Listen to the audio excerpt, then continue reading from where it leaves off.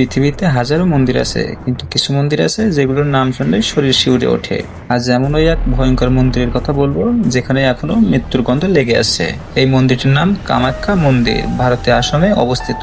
এই মন্দির দেবী শক্তির উপাসনার জন্য বিখ্যাত, কিন্তু এর ভিতরে রহস্য জানলে আপনিও অবাক হতে বাধ্য হবেন। প্রতি বছর এখানে আয়োজন করা হয় এক ভয়ঙ্কর উৎসব, অম্বুবাসী মেলা।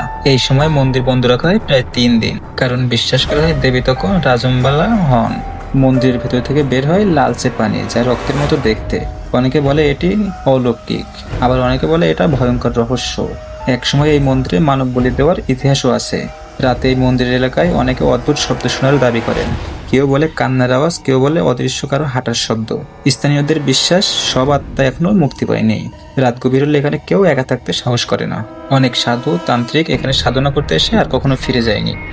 আজও এই মন্দিরের অনেক রহস্য চাপা পড়ে আছে। ভক্তদের কাছে এটি পবিত্র, আর সাধারণ মানুষের কাছে এটি ভয়ঙ্কর। আপনি কি এমন মন্দিরে যেতে সাহস করবেন? কমেন্টে জানাবেন অবশ্যই।